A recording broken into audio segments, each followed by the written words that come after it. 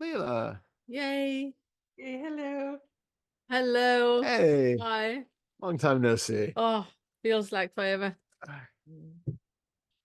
The reason I raised my hand is because you were talking to Aunt Amy about something that is the reason I sent you all the Aphantasia and Yeah, Aurelia interviews. So for everybody's interest, there are a lot of people in this world who have no ability to visualize at all in their head. So all they see is what's in front of them. They cannot see they cannot lay a red apple. If you say red apple, they don't see a picture.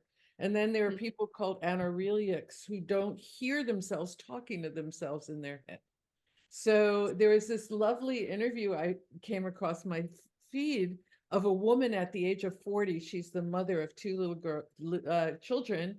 And she found out that her husband and her two children were seeing pictures in their heads.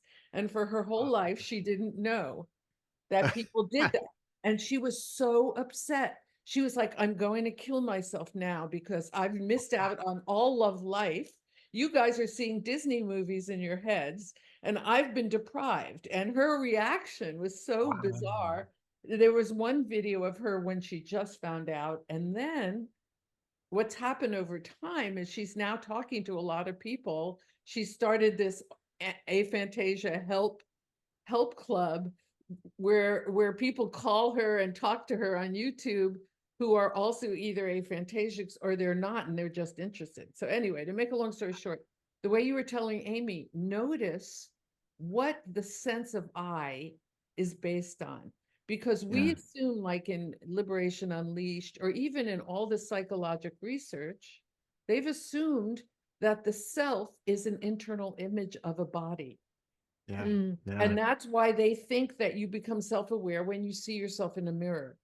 And without a mirror, without that mirror reflection that happens at 18 months, kids aren't self-aware. And then yeah, they also have this whole idea that selfness also is based on this narrative, the narrative of me that keeps yeah, happening in the head that creates this continuous story.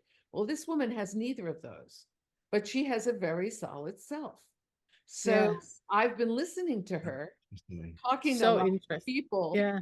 wondering how the hell she still thinks, and she calls it a feeling of a self. Yeah, She doesn't like, she's like, but she says the coolest thing. She says to like, she was talking to some guy and she was saying, well, why do you have pictures in your heads all the time? And he says, well, pretty much all the time. Occasionally I get a break when I meditate. And he said, aren't you exhausted? Isn't it exhausting to like be bombarded with pictures when there's something right in front of you? And he says, well, I only come up with daydreaming pictures when I'm bored. And she said, but how could you be bored? It, like in her expression, how can you be bored? Because there's something always happening there, right? So Yeah. yeah. she's not enlightened or awake by any means. I mean, it's so interesting. And then she said, he says, yes, but things in my head are much brighter and more, sounds are more acute and colors are brighter when I see them in my head than in front of me. And she says, wow, that's really interesting. She said, maybe I just don't have, maybe I see things brighter than you do. That's my Yeah. base state, right? Maybe the Yeah, world is just more interesting to me than it is to Yeah. you, because I don't get bored by looking at something the way you might get bored. yeah. This is so interesting. So It's interesting. super So fascinating. So interesting I about, have no idea how the self is created then. No, well, I her mean, feeling. So this is, I think, what it is, and this is where I want your opinion. yeah, It's taking internal sensations. Yeah. So yeah, she's propriocepting, and then she's interpreting that as a me because she's attaching the story to it, making it an Yeah. emotion, and then making it a me. So Yeah. it's the yeah, feeling of just the baby like walking down, learn how the baby learns to walk. Is it propriocepts Mm. that this body will fall if the foot goes right or left, right? And yeah. she's developing the belief system that that's a me without any picture or dialogue associated with it. Yeah. So she always calls me a feeling.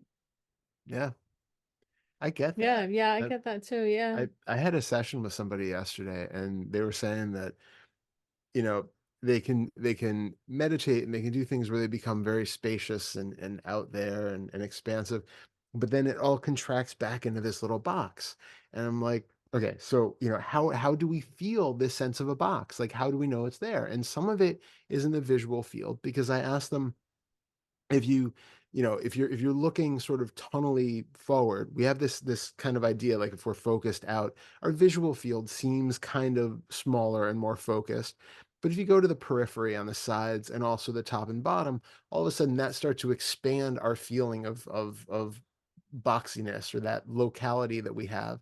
So then I said, the physical sensations. Do you notice the physical sensations that are contributing to this feeling of location? And they said, yeah, it's, there's more, like, it's almost like blood flow to the face and to the chest, and that's what gives this sense of pronounced being contracted. And I said, well, when somebody first introduced you to inquiry and asked you to recognize the hallmarks of the self, the things that felt like a self, why did you pick those as the ones that you deem to be the self? And they're like, Yeah, why? really good question. Like, no idea. Like, we assume that those are the signifiers of a self, but we don't actually know. We have no proof. It's like, it's something that is there so prevalent, and it seems to be engaged the more we like focus on things that give us that feeling of like directed intentional focusing. We feel this sort of tension contracting in areas. And I think it's like this combination of that, and like you said, the proprioception and just that feeling of bodily movement, that seems to give us that false sensation of volition and location, that has just been so uninvestigated our entire life, that's just the assumption that that's me. That's me. Yeah. It's And so also, fascinating. it's not stable. It changes all the time. The sense Yeah. of Completely. me is, that's why the upper fetters are so fascinating, because you've seen through the idea and belief of me, and yet Yeah.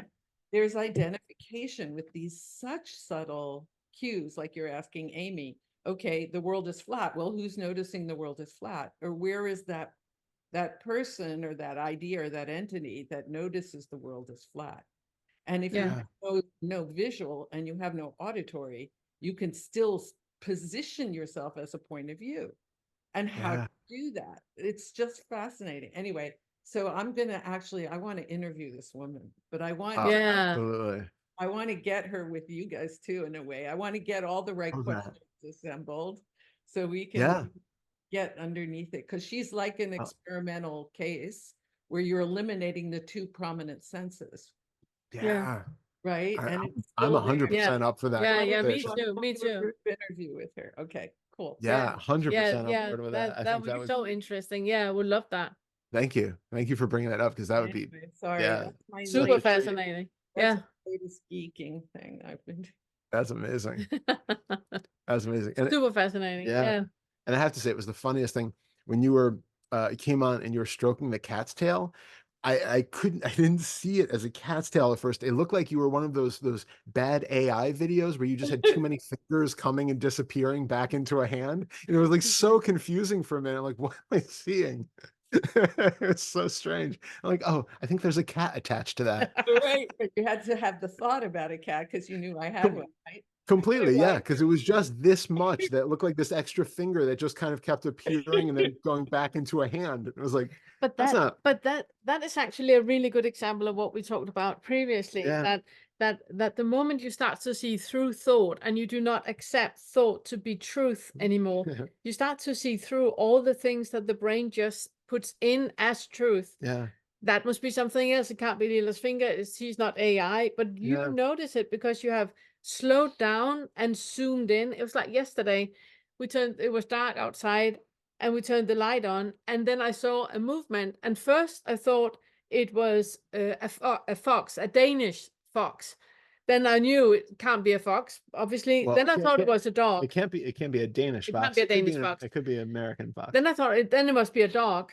And then I was like, it doesn't fit with a dog. Oh, it must be a coyote. But those thoughts went so quick, and that little animal was morphing for every time my brain tried to see something else until it landed on coyote. Okay, it's a coyote. It's so funny when you really become aware how much the brain does not know shit. It's grasping at straws. Oh, Leela, she's AI, you know? It's completely grasping. Completely. Yeah, Yeah. yeah. So funny. Interesting. Yeah. So thank you for that. Thank you. Thank you. So good Mm. seeing you again.